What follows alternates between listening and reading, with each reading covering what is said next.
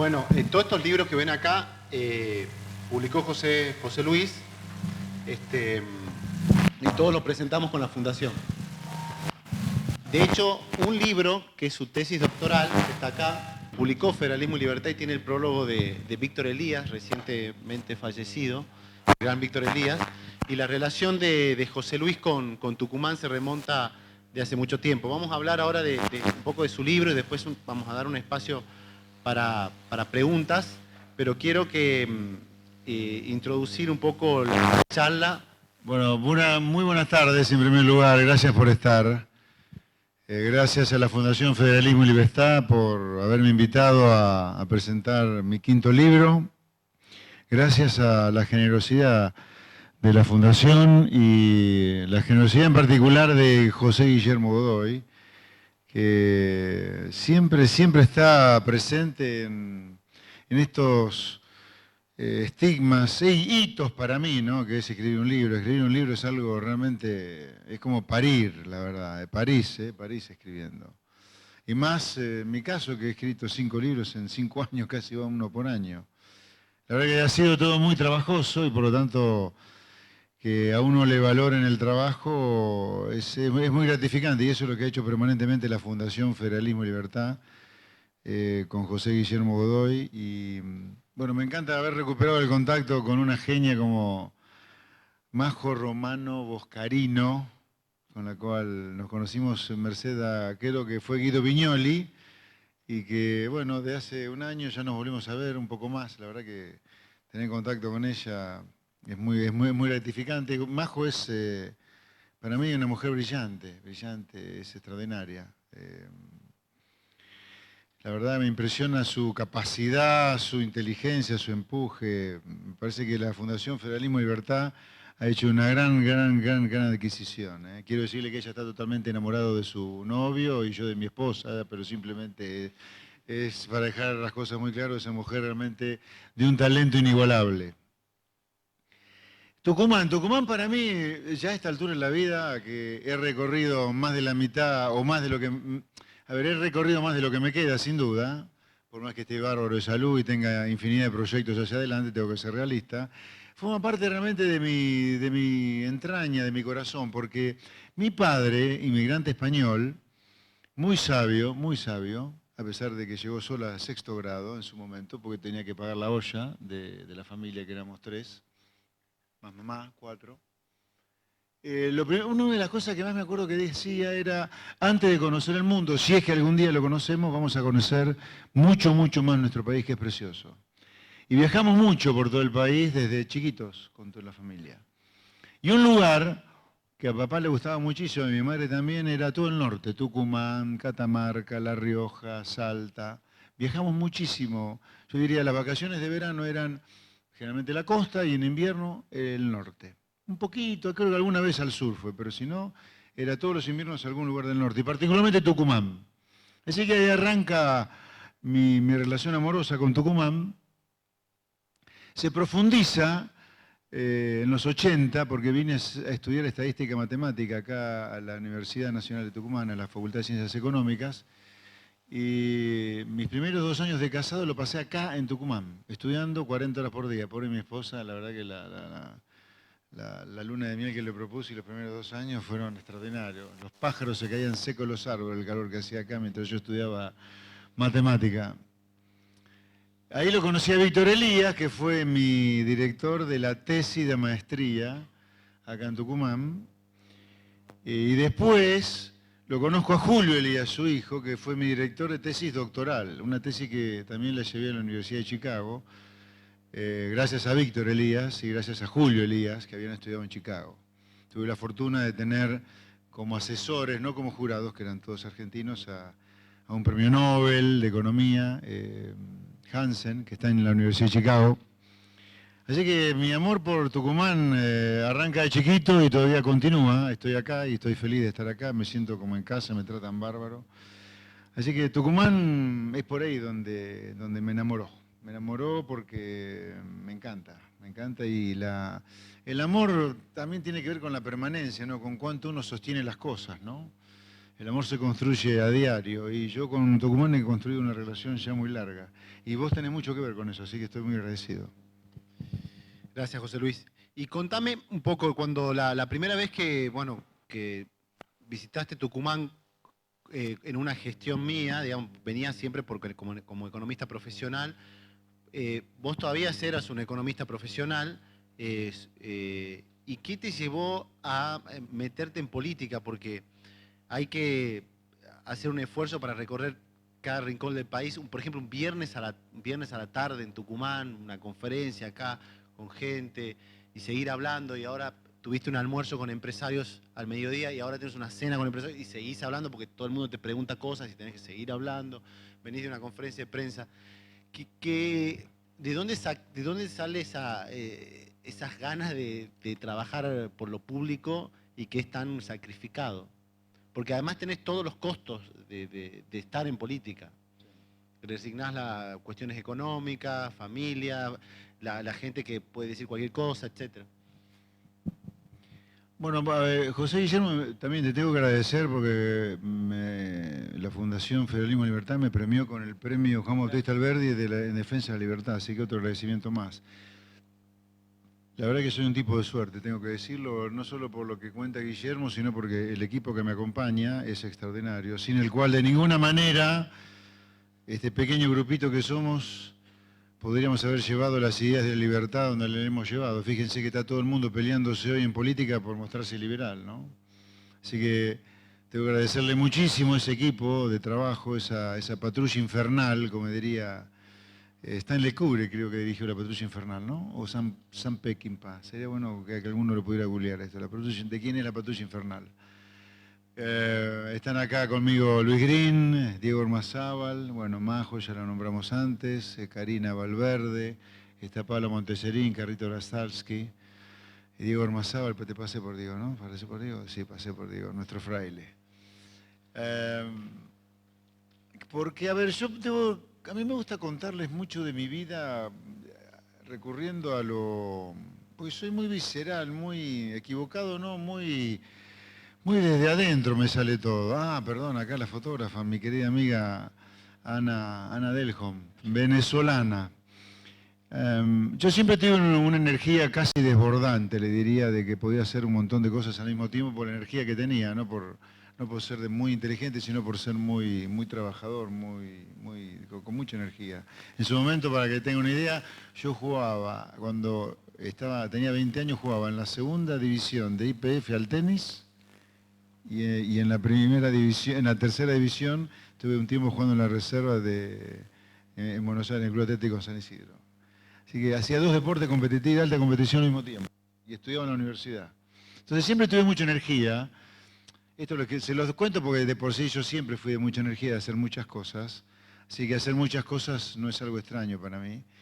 Pero la política, yo le diría, por lo tanto, para mí la política no es dura porque haya que viajar mucho, estar mucho con gente. A mí eso me encanta, estar con la gente, me encanta, siempre me reciben muy bien. No me resulta dura por eso, es dura porque tengo que serle honesto, salvo un pequeño grupo, sin duda están los que les acabo de comentar y algunos otros que me estoy olvidando, pero no son más de una docena, creo yo, que me rodean. La regla que yo siempre viví, que fue la de la competencia, la del esfuerzo, la del mérito para conseguir todo, cambió totalmente en la política. En la política argentina, que es la única que conozco, la regla, salvo muy honrosas excepciones, pero son excepciones a la regla, ¿eh? La regla es la traición. Y la traición más certera. Digamos, mínima traición, pero lo que es estándar, que si alguien se va con otro político de tu espacio, inventa un conflicto que no existía para poder justificar frente a tercero por qué te traiciona, por qué me traicionó a mí, por ejemplo. O lo traiciono a otro conmigo, no importa, de los dos lados. Es una cosa increíble, le diría. Para ustedes, gente de trabajo, es una cosa inconcebible lo que yo le digo, que la regla es la traición. Bueno, para nosotros, los que formamos este grupo, es tan duro todo porque nuestra regla no es esa. Yo no entiendo la traición como regla ni como excepción, no la entiendo. Bueno, la regla en política es la traición. Es increíble. Eso sí es duro y sigue siendo duro. Pero la otra característica mía, además de mi energía, es que tengo objetivos, tengo claridad de objetivo enorme. Equivocado no, me he lastimado mucho por no ceder nunca en objetivos. Me he lastimado y mucho. En deporte, afectivamente, me he lastimado enormemente. Por no ponerle límites a las cosas. Entonces, bueno, también eso me ha hecho avanzar, pero también me he lastimado mucho. Entonces, de la política me impacta eso, que la regla sea una cosa tan asquerosa como la traición. Pero, la verdad, quiero irme de este mundo con la tranquilidad que hice todo lo posible, no lo imposible, pero lo posible, para que este país no termine siendo lo que ya pinta, que es una gigantesca villa miseria. Ya pinta para eso. Debo decirle que la Tucumán que yo viví cuando estudié hace 40 años no tiene nada que ver con lo que soy. Los niveles de pobreza, de marginalidad, son absolutamente alucinantes. Cómo la política tucumana se burla de los ciudadanos, se burla de la ley, se burla de la institucionalidad, se burla de la Constitución en la provincia de la Constitución. Tucumán es sinónimo de nuestra Constitución. La de Alberli, la de 1853. Acá usan la Constitución por poco para limpiarse en el baño. Estos impresentables de hoy. Así que bueno, la política es dura en ese sentido, te diría. La traición como regla y que sea tan poco meritocrática, te diría. El primer libro que presentamos de José Luis, La Argentina Devorada, que fue en su momento un bestseller, algo bastante inédito, más de 60.000 ejemplares vendidos, ¿no? Casi 100. Casi 100.000 ejemplares vendidos. Algo bastante... Según de Pablo, bueno, yo te hablo así, de tal tengo grueso. Según Juan Carlos de Pablo, que se dedica a hacer estadísticas de los libros, es el libro más vendido de la historia argentina de un economista sobre economía. Y bastante impresionante. Gracias a los lectores, ¿no? Gracias Sí. a los lectores. Y ahí hablas de cómo los sindicatos, empresarios prebendarios, la política, digamos, básicamente condicionan la performance argentina. Y arrancás el libro Argentina Deseada con la metáfora de la casa tomada de Cortázar. Entonces uno piensa que ese esquema, esa situación, sigue vigente hasta el día de hoy, ¿no? El libro está como estructurado, la primera parte habla sobre la situación mundial. Y hablas de un mundo fragmentario, tienes bastantes datos, como por ejemplo, de que solamente el 6% de la población mundial vive en democracia plena. Hay como una idea de que la ausencia de hegemonía, o sea, el fin de la hegemonía norteamericana generó una situación de fragmentarismo y por tanto la emergencia de conflictos, de muchos conflictos, de Ucrania, Rusia, etc.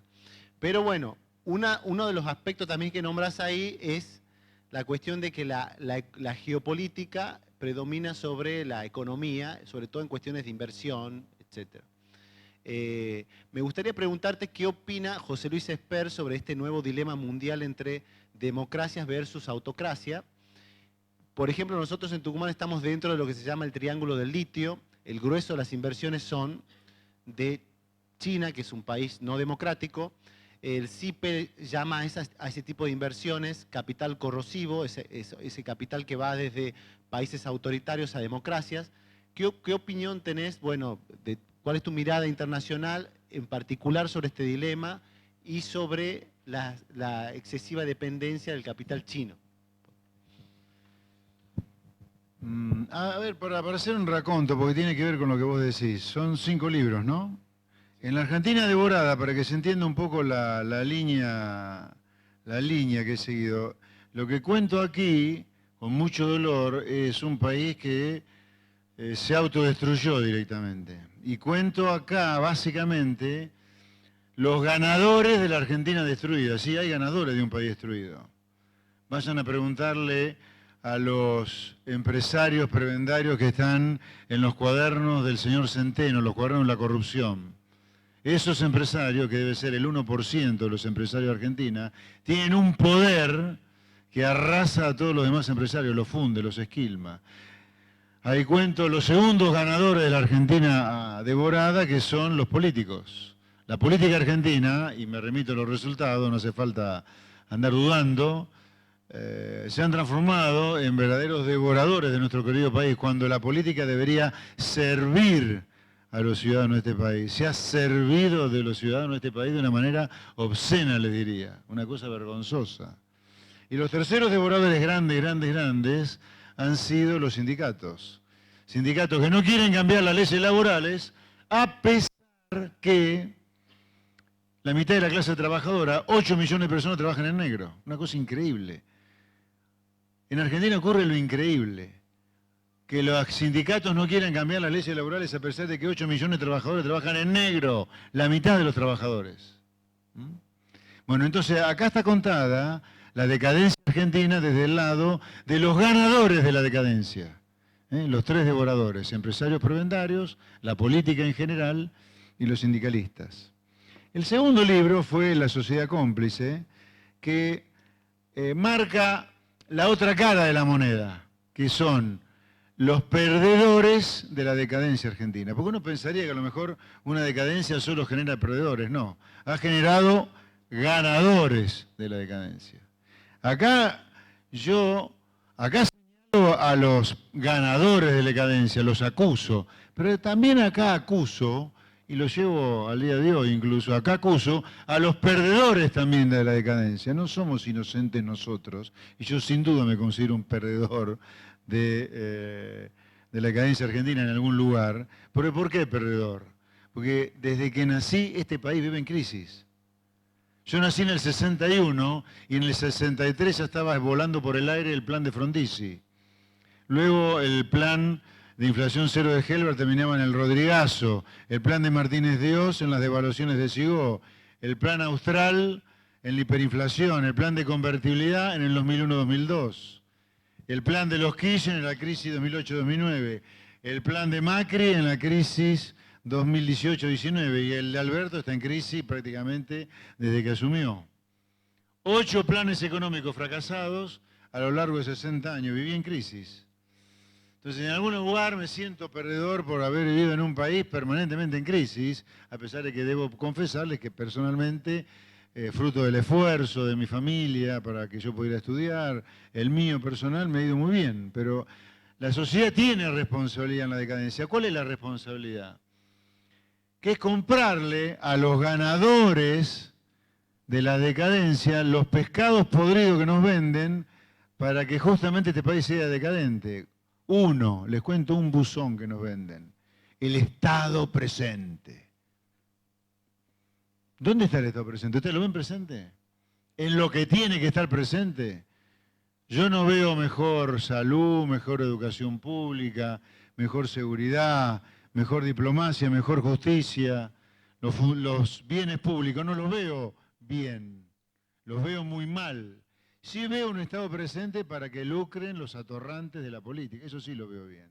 Bueno, una parte de la sociedad le compra a estos cantos de sirena de el Estado presente. Otro buzón, la justicia social. Buzón o parche batido por sindicalistas que no quieren cambiar las leyes laborales a pesar que hay la mitad de la población trabajadora trabajando en negro. Y así, este libro es básicamente los buzones que los perdedores de la Argentina devorada le compramos a los devoradores. Ya después, este es más anecdótico, el que escribimos con mi querido amigo Luis Rosales, que fue la vicisitud de la campaña 2019. Es muy divertido porque acá contamos cómo nos balearon la camioneta en la cual íbamos a un programa de televisión, desde que nos sacaron el sello 24 horas antes del cierre de lista y casi no competimos. Después viene la tesis doctoral, que amablemente la Fundación Federalismo y Libertad publicó. Y bueno, luego viene la Argentina deseada. A la Argentina deseada lo que hace es, ok, acá están los ganadores de la decadencia, los perdedores de la decadencia, y bueno, vamos a hacer una propuesta de qué es lo que hay que hacer para cortar con la decadencia. Eso básicamente la Argentina deseada, y ahora voy a tus preguntas. Acá, el hecho que nosotros nos hayamos transformado en tan dependientes de China es justamente, y no es por vender otro buzón, es justamente porque lo creo firmemente y lo puedo comprobar en la realidad, es nuestro rechazo a la libertad. Nosotros preferimos el corporativismo en la libertad. La cosa corporativa, donde el Estado negocia con otro Estado por nosotros. ¿Ustedes quién se creen que van a comerciar por abajo del paraguas que está negociando Massa con Beijing? Las empresas privadas. Ahora, ¿qué privados se van a ver beneficiados de ese acuerdo? Y amigotes del poder. Entonces, todo eso es la antítesis de la libertad, que es que una empresa tucumana que no tiene ninguna relación con el gobierno de Alberto Fernández pueda venderla a China si lo quisiera, y mucho mejor que si es una empresa amigota del gobierno, de turno, de cualquiera. Entonces Argentina en algún lugar, al rechazar la libertad, abraza el populismo y el corporativismo. Entonces, estas relaciones carnales que tenemos con China también responden al espíritu corporativo nuestro, también responden al hecho que, como tenemos un acuerdo con el Fondo Monetario caído, y el gobierno americano no va a decir que sí para arriba para que nos adelanten la plata con un acuerdo con el fondo caído, entonces Argentina va a buscar plata por donde sea. Pero yo veo que acá hay una cosa más de fondo que es nuestra tendencia al corporativismo, ¿no? Nuestra tendencia a eso. A mí, después de que pasaste de todo el análisis geopolítico, que sería bueno saber si todos los dirigentes políticos argentinos tienen esa mirada y esa formación, esa información de lo que está pasando en el mundo, sobre todo post pandemia, etcétera, entras a la parte de economía, ¿no? Ahí lo que me llamó la atención de la parte económica es que vos propones, primero hablas de los 8 planes económicos fracasados, que desde desarrollismo, bueno, llegando al último no plan de Alberto. Cuando propones tus reformas, propones primero libre comercio y recién después reforma laboral, reforma impositiva. Si hacemos libre comercio en este esquema, sin reforma laboral y reforma impositiva, ¿eso no va a generar una especie de industricidio? Porque por los costos que va a tener, que tienen actualmente las empresas y salir a competir en estas circunstancias. Sin duda que sí. La respuesta a la pregunta tuya es afirmativa. Sin duda que en estas condiciones Argentina no puede competir. Sería un industricidio como con Martínez Dios o como con Menem. Pero, este libro lo que pretende es mostrar que algo elemental. A ver, yo te voy a responder a la pregunta. ¿Por qué a pesar de eso, hablé primero de libre comercio? A ver, la única manera de hacer alguna diferencia en la vida es, vamos a suponer que Argentina fuera meritocrática, que no lo es, porque los que más plata tienen acá realmente no son justamente Bill Gates, Steve Jobs o Jeff Bezos, son empresarios muy prebendarios, amigos del poder de turno. La única manera de enriquecernos o de ganar plata, hacer una diferencia, es trabajar cada vez más y ser piolas a la hora de comprar barato y vender caro, ¿no? Es comerciando bien, haciendo buenos negocios. Esa es la manera de enriquecerse, ¿no? Haciendo buenos negocios. Y para hacer buenos negocios, uno claramente tiene que tener la cabeza puesta en hacer buenos negocios. No tiene que tener puesta la cabeza en la FIP todo el día que te vive golpeando la puerta, reclamándote impuestos que debes o si no los debes, te los crean a los impuestos que debes. Y para tener la cabeza puesta en hacer negocios, además de no tener a la FIP con el aliento en la nuca, tenés que tener la tranquilidad que contrataste a un trabajador y si tenés un problema con el trabajador, no se te prende fuego la empresa como pasa hoy, que las indemnizaciones por despido, las multas y los juicios laborales que te comes por echar a una persona con la cual la relación laboral termina mal, te funden la empresa y quedan todos los trabajadores en la calle y no uno solo. Lo que le quiero decir es que para hacer dinero en Argentina hay que tener un Estado razonablemente chico. Yo acabo de hacer una propuesta previo a venir acá en una conferencia de prensa, no más que propuesta, una decisión política que el 10 de diciembre de este año, cuando Esper sea presidente porque Avanza la Libertad, va a ganar las PASO de Cambiemos y luego va a ganar la elección general, vamos a reducir en un 90% los impuestos nacionales que hay en Argentina. Vamos a aliviarles la vida a todos los contribuyentes de una manera extraordinaria. Después, si queda tiempo, se los cuento en qué consiste exactamente. Está todo debidamente estudiado. No en profundidad, como decía Kicillof, y fuimos al default de la deuda. Pero entonces, para poder dedicarnos a hacer plata y comerciar y ganarnos el dinero, tenemos que tener la cabeza fresca. Un Estado no presente y sindicalismo no mafioso. Entonces, yo tengo muy claro que en estas condiciones impositivas, en estas condiciones laborales, no podemos comerciar con el mundo. Ahora, los que nos han devorado, los empresarios prebendarios que nos han devorado, nos han hecho creer que somos inválidos, inútiles, que no podemos comerciar con el mundo nunca, porque nunca se termina checando el Estado, nunca se terminan cambiando las reglas laborales. Fíjense entonces que aquello que empezó siendo la condición necesaria para poder enriquecernos, o sea, comerciar con el mundo, terminó siendo el ancla más pesada que haya conocido de la historia argentina, que es un tamaño del Estado que nunca paró de crecer y una legislación laboral que no para de envejecer y estar enquilosada. ¿Entiende cómo el sistema ha dado vuelta la relación de causalidad? Entonces, yo lo que digo es, no pongamos en duda que tenemos que ganar plata y comerciar para hacernos ricos. No pongamos en duda eso. Pongamos eso adelante y hagamos todo lo necesario fiscalmente y en materia laboral para que eso sea posible. Porque si hacemos al revés, no hablemos de libre comercio. Hablemos primero de las cosas que hay que hacer para que el comercio no termine en industricidio. Mirá, nunca vamos a ir a libre comercio y lo demuestro con la realidad. Argentina ha firmado un solo tratado de libre comercio en serio en los últimos 30 años y es este mamarracho que se llama Mercosur, que no es ni mercado común ni tratado de libre comercio y tenemos los aranceles más altos del mundo. ¿De qué libre comercio me habla? Se hizo una fantochada de libre comercio para hacerle creer al mundo que Argentina se civilizaba y dejar el libre comercio bien en el fondo de la tabla. Por eso digo, para que se haga la reforma del Estado que hay que hacer, para que se cambien las leyes laborales, hay que ir a decirle a los empresarios de los cuadernos de la corrupción, Argentina va a abrir su economía al comercio. El Juntos por el Cambio muestra su equipo económico. Básicamente, Patricia Bullrich sabemos que tiene a Luciano Laspina, la Cunza está cerca de Larreta, Morales, no sé, me imagino que alguien del equipo de Lustó, no sé. Está Milei, que ahora aparece Carlos Rodríguez como asesor. ¿Cuál es, vos como economista, porque debe ser difícil para un economista nombrar ¿cuáles son tus referentes económicos? Estás armando un equipo. Te escuché hoy hablando con tu equipo. ¿Se puede dar nombres o no? Mira, yo te voy a decir con total comodidad con quienes dialogo de economía, con quienes pensamos cosas juntos. Ramiro Castiñeira es uno de ellos.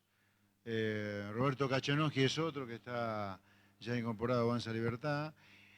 Y fuera de estas dos personas que sí son del riñón de Avanza Libertad, converso con todos, con Carlos Melcoñán, con toda la Fundación Mediterránea, obviamente con Carlos Rodríguez y Roque Fernández, que fueron profesores míos del SEMA y colegas de varios trabajos académicos que hemos hecho, con Julio Elías también, obviamente, mi director de tesis doctoral, también con Luciano Laspina, con toda la gente de la Fundación Pensar. Ahí hay un economista extraordinario.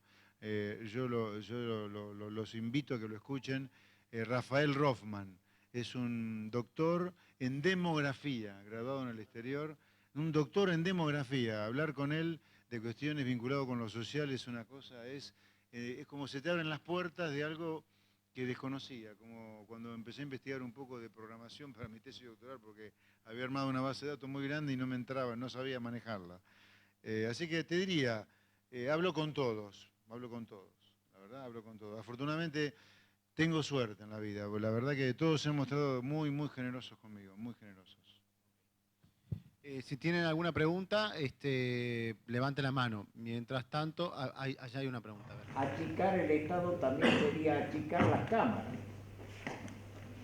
A ver, le voy a contestar de algo bien puntual que lo he propuesto hoy. Hoy hice una propuesta de eliminar el 90% de los impuestos nacionales para que la ciudadanía, a quien nosotros los políticos nos debemos, como servidor público de ustedes, para aliviarles la vida a ustedes, para simplificarles la vida, Ahora, esto implica que el Estado deja de recaudar algo de plata, no mucha, les cuento, a valores de 2022, de impuestos nacionales equivalentes a 25 billones de pesos, eliminar 36 impuestos de 41 es perder solamente 5 billones de recaudación, de 25, no es tanto. Por lo tanto, se dan cuenta que hay mucho impuesto de gusto simplemente para complicarnos la vida a los ciudadanos de a pie, a los contribuyentes. Fíjense, 36 impuestos representan 5 billones de pesos y son 41 los nacionales. Y yo con 5 le estoy diciendo que se recaudan 20 billones de 25, con 5 nada más. Ahora, el Estado pierde 5 billones. Como somos gente muy responsable, muy seria, porque queremos gobernar la Argentina y no prenderla a fuego, la propuesta, la decisión tomada, la propuesta es reducir el gasto público en 5 billones para que no se agrande el agujero fiscal. Porque Argentina no puede tener más déficit fiscal. Esos 5 billones de pesos nosotros los juntamos haciendo cero el déficit de las empresas públicas que en el año 2022, y agarramos el año 2022 porque está cerradito, no hay ninguna duda alguna. En el 2022 el déficit de las empresas públicas fue de 650.000 millones de pesos. Lo eliminamos, lo zanjamos en cero. ¿Cómo? Privatizando las viables y cerrando por lo menos 2 que representan el 70% del déficit, que son Enarsa, fuente de toda la corrupción kirchnerista de gran parte, y Aerolíneas, donde está totalmente podrido por los sindicatos. Los buenos trabajadores de Aerolíneas van a encontrar trabajo rápidamente porque nosotros vamos a decretar cielos abiertos. Aquella aerolínea internacional que quiera volar en Argentina lo puede hacer sin restricciones y los destinos no económicos los vamos a subsidiar. Pero se terminó este desfalco a los argentinos que es Aerolíneas.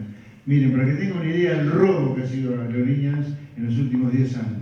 El déficit acumulado de Aerolíneas es cerca de 10.000 millones de dólares, casi 1.000 millones de dólares por año. Se hubieran podido construir más de 100 hospitales de altísima tecnología para darle salud a los argentinos en lugar de tener una aerolínea que ha destruido el mercado aerocomercial argentino, que nos genera ineficiencia a todo lo que tenemos que volar, porque para dar una charla de 2 horas, como no hay vuelo, hay que viajar 3 días casi. Un día antes de la charla, el día de la charla y te volver al otro día. O sea, 3 días para trabajar 2 horas. Un delirio, un delirio. Primero, entonces, lugar de donde sacamos dinero. Otro lugar de donde sacamos dinero es que vamos a reducir la mitad de los ministerios a nivel nacional, de 18 a 9. Y le propondremos a las provincias que hagan lo mismo, porque si lo hace la nación, no nos van a hacer las provincias.